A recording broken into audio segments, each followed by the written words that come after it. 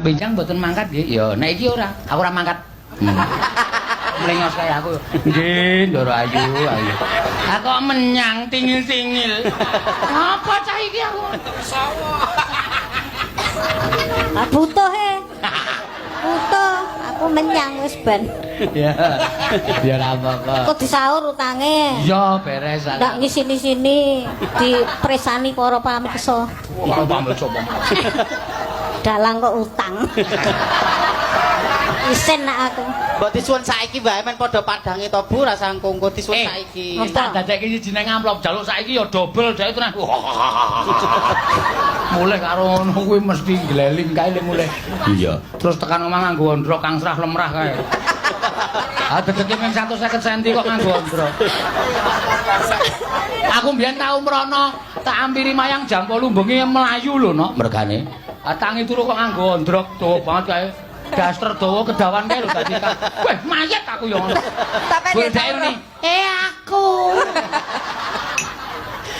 Janar tak cucup kowe. Lah mbok omong. Ya ya diaturke Liwong ya. Mati kutu wong loro iki pokoke galine sinden iki mung Prastiwi. Sak gentho-genthone Tatin ceplakep to ning ngarepe Prastiwi. Lah iki urusan pribadi kok aku melu-melu salah meneh. Rawani ya ya. Iki rawani kalah ayu kok. Aduh. Anggaran. Inggih Bu, inggih. Kalah seksi kalah ayu kok. Seksi kalah ayu. Apa nek ming Tatin? Coba. Oh, maju dipamerke. Apa wani ngono kuwi? Halo. Ayo lho.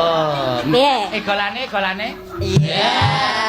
Apa wani Mbak Tatin apa wani Mbak Tatin? Aku kalah nek karo Ibu kan. Kalah. Nek menangi siji aku. Apa? Rada dhuwur. Oh. Ngece.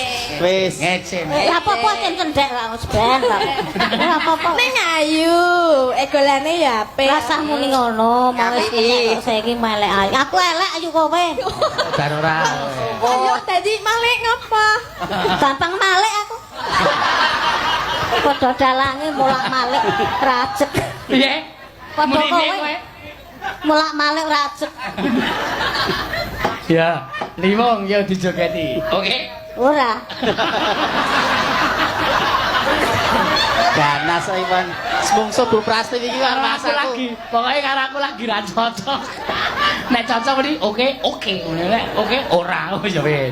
Berarti atine lagi ra cocok. Iya, wis ora apa-apa. Sing penting gelem nembang. Iya, yo. Delok aku ki cilik ning gedhe. Oh. Andelok apa? Mas.